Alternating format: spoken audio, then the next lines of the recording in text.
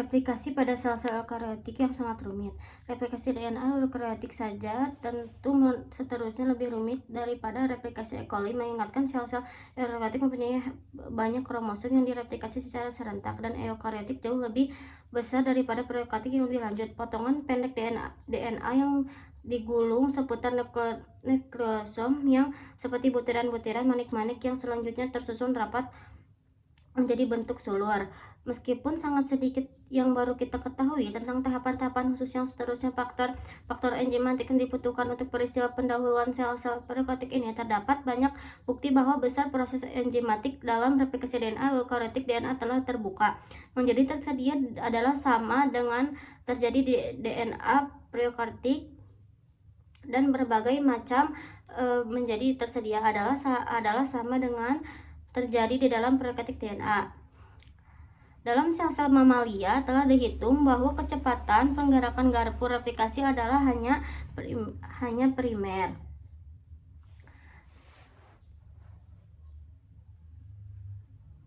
Dalam sel-sel mamalia dihitung kecepatan pergerakan replikasi hanya kira-kira 60 basa per detik atau kurang dari 1 menit. Meskipun demikian, seperti yang telah kita lihat, gambar garpu replikasi yang lebih berfungsi secara serempak dapat pada kromosom eukariotik. Sekarang mari kita beralih ke tahap utama berikutnya dalam aliran informasi genetik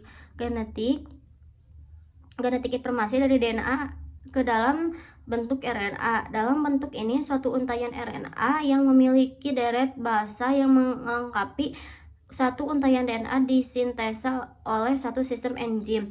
Transkripsi harusnya dilakukan secara benar bila sel ditunjukkan untuk mempunyai protein dengan urutan asam amino yang telah ditentukan secara genetik. Terdapat 3 jenis RNA sebagai jenis transkripsi. Pertama adalah RNA kurir. mRNA dikirim ke ribosom dengan tujuan untuk menyandi deret asam amino suatu polipeptida atau lebih dengan spesifiknya oleh suatu gen yang merangkai gen-gen dalam kromosom. Selanjutnya 90-95% dari kromosom E. coli menyandi RNA kulir, RNA pembawa persen, sisanya menyandi RNA transfer dan RNA ribosom. Dan juga untuk deret pengatur, pengawal, pengantar, dan ekor terdapat keberadaan penting di antara replikasi dan transkripsi. Selama replikasi, seluruh kromosom digandakan untuk menghasilkan DNA turunan yang identik dengan RNA induk.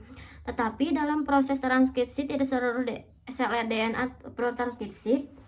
Biasanya hanya gen-gen per orang atau kelompok gen-gen yang ditranskripsi. Dengan demikian, transkripsi DNA bersifat selektif, dijalan oleh deret pengatur, deret spesifik untuk mengatur awal dan akhir potongan DNA yang akan ditranskripsi.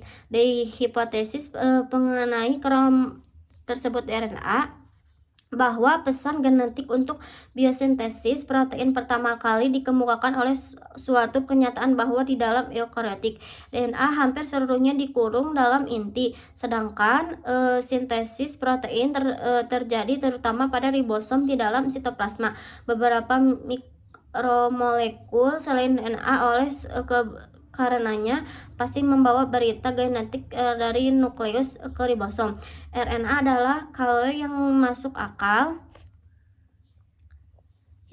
akal sebab RNA ini dikemukakan baik di dalam inti maupun sitoplasma. Diamati pula bahwa dimulainya sintesis protein di dalam sel-sel diikuti oleh suatu kenaikan dalam kandungan RNA pada sitoplasma dan peningkatan laju putaran baiknya. Hal ini serta pengamatan yang dipimpin oleh Francis Crick sebagai bagian dari dalil pokok genetik molekuler bahwa RNA bekerja membawa informasi genetik dari DNA kepada proses biosintesis protein di dalam ribosom. Kemudian pada tahun 1967, Francis Jacob dan Jacques Monod mengusulkan nama RNA kulir, RNA pembawa pesan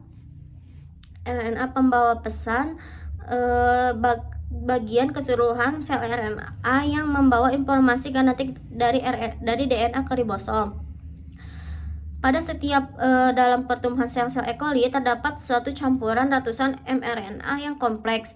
dan masing-masing membawa sandi untuk satu atau lebih rantai polipeptida yang lama sekali.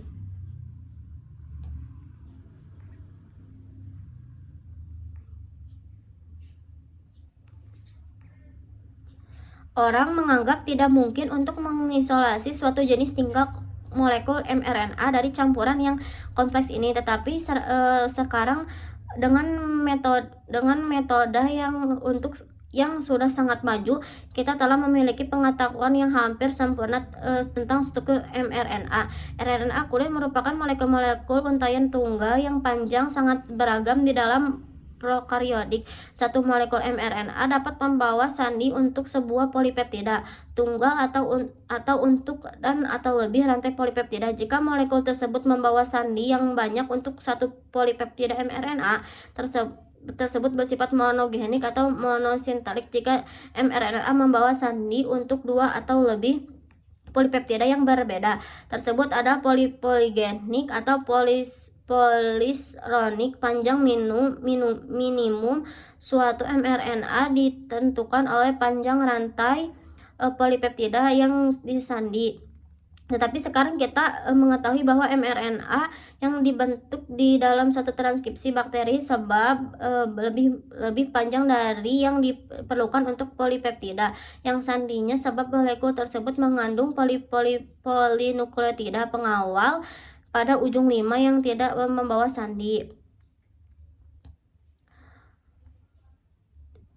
Dan tampaknya membantu mengatur laju transkripsi mRNA biasanya membawa sandi yang dua atau lebih rantai polipeptida yang berada di dalam fungsinya bersamaan, misalnya dua atau lebih enzim yang ikut serta dalam urutan metabolik seperti biosintesis sebuah asam amino. RNA membawa pesan dibuat oleh polimerase RNA yang dikendalikan oleh DNA. Penemuan polimerase DNA yang ketergantungan pada cetakan DNA segera mendorong usaha pencarian terhadap enzim yang dapat membuat untaian RNA yang bersifat komplementer dengan DNA pada tahanan 1959. Enzim seperti itu yang membentuk polimer DNA yang ribonukleosid 5-fosfat isolat yang bekerja terpisah. Enzim tersebut polimerase RNA dikendalikan oleh RNA yang dalam beberapa hal sama dengan polimerase DNA. Polimerase RNA memerlukan keempat ribonukleotida 5-fosfat ATP, GTP, UTP, dan CTP sebagai prekursor suatu nukleot RNA yang serta Mg2+. Polimerase RNA persamaan reaksinya adalah NMP per RNA plus NTP sama dengan NMP N+1 plus PPI. Polimerase RNA memerlukan DNA yang sudah berbentuk untuk bekerja. Enzim tersebut bekerja paling aktif jika ada untaian ganda alamiah sebagai cetakan yang mungkin berasal dari organisme yang sama atau dari beberapa organisme lainnya. Hanya satu dari dua untaian DNA tersebut yang ditranskripsi pada DNA yang berbentuk residu-residu U disisipkan pada posisi yang ditentukan oleh residu-residu adenin dalam cetakan DNA tersebut. Adenin yang diurasikan membentuk pasangan basa yang bersifat komplementer. Residu adenin disisipkan pada posisi RNA yang ditentukan oleh residu-residu tiamin pada DNA. Residu guanin, sitosin, dan RNA masing-masing memberikan sitosin yang guanin yang dalam untaian RNA yang baru. Analisa komposisi basa dan urutan untaian RNA yang baru.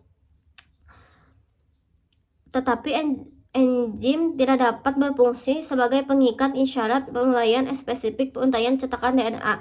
Enzim tersebut kemudian mulai dengan RNA baru dan ujung 5 tidak dipecah menjadi PPI tetapi tetap utuh selama proses transkripsi. Dalam proses transkripsi untaian pasangan-pasangan basa RNA berpasangan basa penting untuk menjamin pemecahan untaian DNA secara tepat. Duplex hidrida hanya pada sebentar sebab RNA tersebut segera terkupas setelah terbentuk. Di dalam E. coli hanya ada sebuah polimerase RNA yang dikendalikan oleh RNA yang dapat membuat tidak hanya mRNA tetapi juga tRNA dan rRNA tetapi berukuran besar BM 500.000 dan kompleks dan berisi 5 subunit. Polimerase 2 lantai A dan beta, 1 beta dan 1 rantai sigma. Bentuk horizontal dari polimerase memiliki struktur yang diberi lambang A2 beta beta terhadap pertama dalam proses transkripsi adalah pengikatan horizon tersebut pada sebuah sisi yang khas di dalam DNA yang disebut sisi promotor yang terdiri dari sebuah urutan pendek yang dikenal oleh polimerase RNA. Polimerase yang berbeda memiliki urutan yang agak berbeda mungkin menentukan bagaimana efisiensinya satu gen yang transkripsi.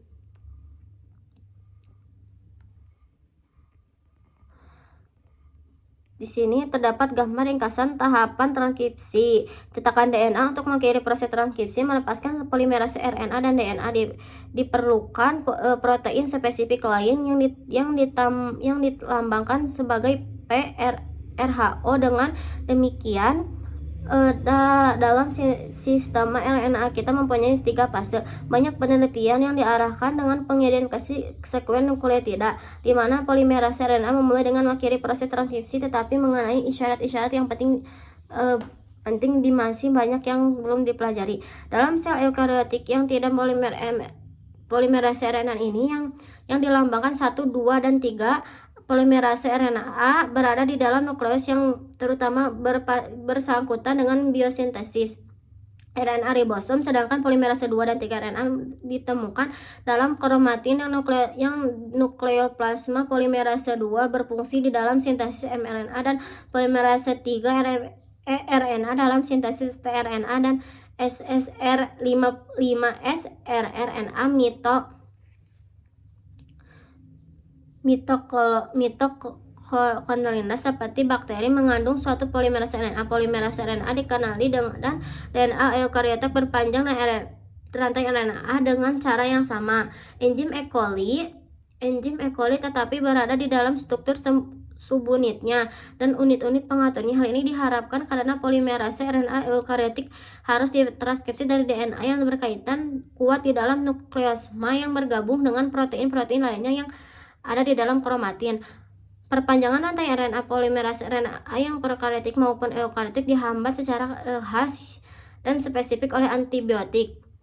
Aktinosin, bagian daftar molekul penyisip, memasukkan diri ke dalam salur pada DNA antara pasangan basa dan berurutan sehingga menyebabkan perubahan bentuk dalam cetakan DNA, perubahan setempat yang mencegah pergerakan.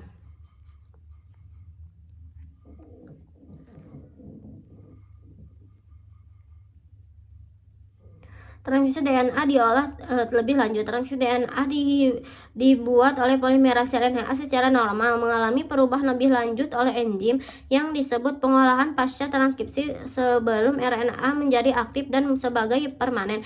RNA ribosom dan RNA transfer dibuat dalam bentuk prekursor yang lebih panjang yang kemudian dimodifikasi dan dipecah untuk menghasilkan berbagai produk air. Transkripsi RNA eukariotik juga diolah, tetapi RNA prokaryotik tidak. RNA ribosom baik pada prokaryotik maupun sel eukaryotik dibuat dari prekursor yang lebih panjang disebut RNA praribosoma yang prokaryotik. RNA ribosom 15S dan 23S mungkin muncul dari suatu prekursor RNA 30S yang panjang, yaitu yang telah memiliki berat molekul sekitar 2 juta. Prekursor dimetrasi pada basa-basa yang khas yang dipecah untuk menghasilkan RNA 17S dan 25S yang kemudian diolah dengan menyiangi residunya oleh nuklease, yaitu untuk menghasilkan RNA antara 16S dan 23S yang bersifat khas bagi prokaryotik.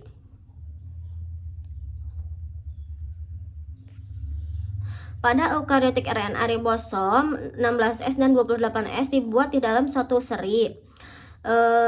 Tahapan dari sebuah RNA praribosoma 45S di perukuran besar. Pengolahan RNA berlangsung di dalam nukleus yang bersama dimodifikasi dengan metilasi terhadap lebih dari 100 nukleotida. Dari banyaknya 14.000 nukleotidanya, sebanyaknya pada gus-gus 2-hidroksil unit-unit ribosa seperti ditunjukkan dalam gambar 28-20 RNA 45S yang telah dimetilasi kemudian mengalami proses pemecahan eukariotik. RNA transfer juga dibuat dari prekursor RNA yang lebih panjang dengan pemindahan secara enzimatik kelebihan unit nukleotida dari ujung 5 dan 3. Dalam beberapa hal, dua jenis atau RNA atau lebih tRNA dibentuk oleh proses pemecahan secara enzimatik terhadap molekul prekursor RNA yang dibentuk panjang. Sepertinya yang telah kita lihat, terdapat sekurang-kurangnya 32 jenis tRNA, mungkin juga lebih dari itu. Pengolahan prekursor RNA kurir dalam eukariotik merupakan proses yang sangat kompleks. Ada juga bentuk struktural RNA kurir pada eukariotik yang khusus seperti yang terdapat di dalam sitoplasma. Pertama, mRNA eukariotik umumnya bersifat monogenik, sedangkan banyak mRNA prokaryotik bersifat poligenik. Kedua, ujung 3 pada sebagian besar mRNA eukariotik memiliki sebuah ekor terdiri dari 100-200 residu A berurutan yang disebut ekor pol A. Ekor tersebut dibuat secara terpisah dimulai dari ATP oleh polimerase polimenial, yaitu suatu enzim yang fungsi utama sama dengan polimerase RNA, enzim yang mengkatalisis reaksi. Enzim ini memerlukan cetakan tetapi memerlukan mRNA sebagai pengawas ciri-ciri khusus. mRNA kurir kortik harus mengalami pengolahan lebih lanjut untuk membebaskan mRNA. Interaser ini mengandung suatu jenis RNA yang harus laju balik yang sangat cepat selama sintesis protein disebut heterologous messenger RNA. Sitoplasma tetapi menampakkan suatu ketidaksesuaian yang membingungkan antara struktur mRNA dan RNA sitoplasma yang dihasilkan dari satu hal. hnRNA jauh lebih panjang daripada mRNA selain keragaman sekuensial nukleat pada mRNA yang tidak dihasilkan secara gen-gen eukariotik. Ingat kembali bahwa ion nitron sering kali lebih panjang. RNA inti dari kecil membantu pembebasan RNA intron.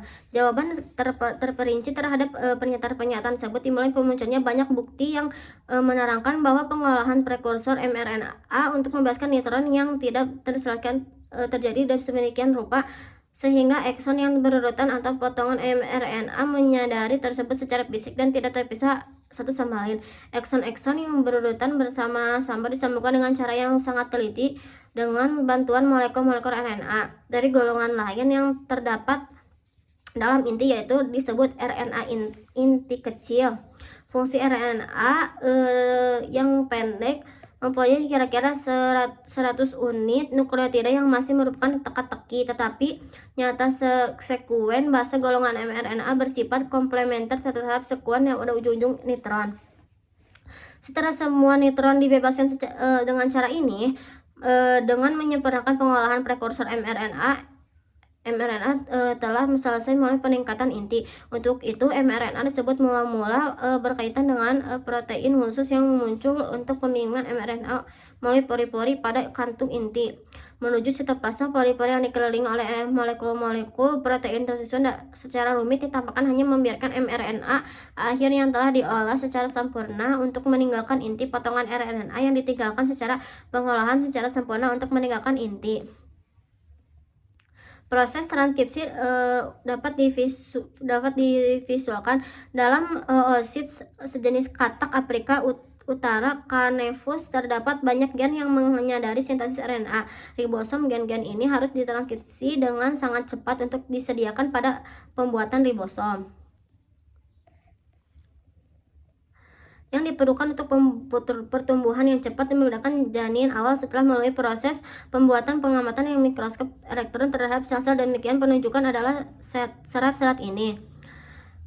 Serat-serat inti disebut pemanjangan secara terus-menerus melalui struktur ini terdiri dari DNA yang berkaitan dengan protein fibria bercabang yang berbentuk seperti rambut tersebut yang terdapat sampai jumlah 100 pada potongan DNA merupakan untaian RNA yang tumbuh. Potongan-potongan DNA yang berturut-turut yang dilapisi dengan fibria RNA adalah gen berulang bagi RNA ribosom yang disusun dalam sebuah urutan. Kesemuanya menjadi transkripsi aktif yang dilakukan oleh polimerase molekul polimerase RNA yang disebut dengan persamaan potongan-potongan DNA yang menjadikan transkripsi tersebut panjang antara 2 sampai 3. Kira-kira sepanjang DNA yang diperlukan untuk sandi sebagai prekursor 45S pada RNA ribosom pada eukariotik. Potongan-potongan seperti ini tidak ditranskripsi oleh DNA pengantar. DNA ditranskripsi di beberapa RNA virus dan transkripsi kebalikannya. RNA virus berasal dari jaringan hewan penyebab kanker tertentu dengan virus sarkoma Lewis dari unggas di partikel mengandung polimerase DNA yang dikembalikan oleh RNA. Unik untuk disebut intranskripsi kebalikan. Setelah itu jenis dapat dimasukkan ke sel inang. Polimerase virus dapat mengkatalisis sintesis enzimatik molekul DNA yang bersifat komplementer dengan RNA dalam genoma sel inang eukariotik, di mana DNA dapat tetap dorman, artinya tidak dapat diekspresikan, mengabaikan virus melakukan replikasi pada kondisi lain. Hal ini mengakibatkan mengalami infiltrasi pada sel kanker. Penemuan mereka menimbulkan banyak perhatian, terutama karena menjadi bukti molekuler terhadap informasi genetik kadang-kadang dapat mengalir terbalik, yakni dari RNA ke DNA. Penemuan ini juga memberikan suatu mekanisme tergantung ke dalam sel inang genom gen-gen kanker yang dibawa ke dalam bentuk RNA oleh RNA virus. Karena penemuan ini dalil pokok biologis molekuler menyatakan kembali seperti terlihat pada gambar 28 RNA yang mengandung transkripsi kebaikan, juga dikenal sebagai retro yang adalah bahasa Latin. Transkripsi kebaikan virus mengandung JN seperti keseluruhan polimerase DNA dan RNA. Enzim ini paling aktif dengan jenis RNA itu sendiri, tetapi digunakan untuk membentuk RNA yang bersifat komplementer terhadap berbagai jenis transkripsi kebaikan menggunakan suatu primer. Transkripsi kebalikan seperti endonuklease replikasi bab 27 telah menjadi alat biokimia yang sangat penting dalam penelitian hubungan DNA dan RNA dan dalam perbanyakan DNA. Seperti yang akan kita lihat, transkripsi kebaikan memungkinkan sintesis laboratorium pada DNA yang bersifat komplementer dalam sekuen basanya dengan suatu cetakan DNA termasuk mRNA dan tRNA atau tRNA. Suatu gen sintetik, contohnya molekul cDNA bagi salah satu dari rantai polipeptida hemoglobin dari mRNA-nya. mRNA bagi rantai hemoglobin dengan mudah diisolasi dari sel-sel darah merah sebelum dewasa. Dalam hal ini dalam kasus lainnya di mana gen alami bagi suatu polipeptida eukariotik tidak dapat dengan tubuh diisolasi, sedangkan mRNA-nya dapat diisolasi, dan kita dapat membuat suatu gen sintetik dari mRNA melalui aktivitas transkripsi kebalikan selanjutnya, yang bagaimana cDNA dilakukan memperbanyak DNA rekombinan.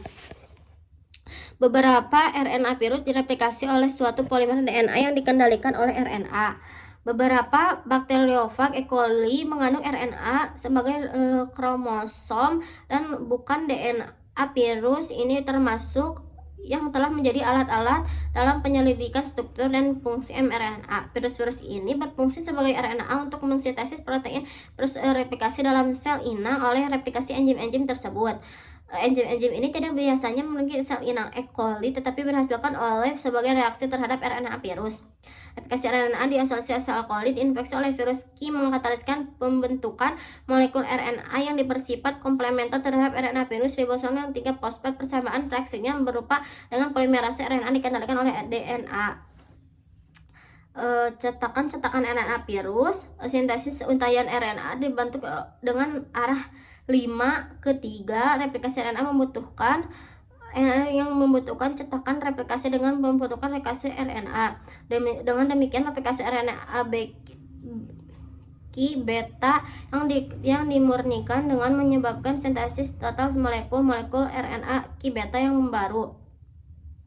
Dengan demikian, sifat-sifat marikasi yang dalil tersebut ini molekul seperti terlihat pada gambar 28 sampai 26. Polimerase polinukleotida membuat polimer acak yang bersifat seperti RNA, di mana NDP adalah nukleotida yang difosfat adalah di polinukleotida yang berpanjang. Fosfat adalah gugusan dari membuat 5 fosfat yang ribosom yang tidak enzim. Polimerase yang dibentuk yang mengandung ikatan didorong yang arah pemecahan polimer yang akan mengandung konsentrasi nukleosan.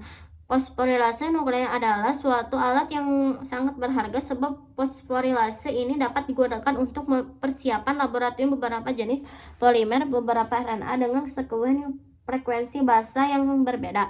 Jenis polimer RNA disintetik kemudian kita untuk menarik kesimpulan kata sandi energi bagi asam amino seperti yang akan kita lihat di bab 29. Ringkasannya, DNA E. coli direplikasi secara semi-konvensif sehingga sulur ganda keturunan masing-masing mengandung suatu untayan induk untuk untayan yang sangat terbentuk kromosom bakteri yang berbentuk lingkaran. Replikasi secara arah simulasi yang berbentuk awal beberapa DNA mengkasih dengan lingkaran yang menggelinding.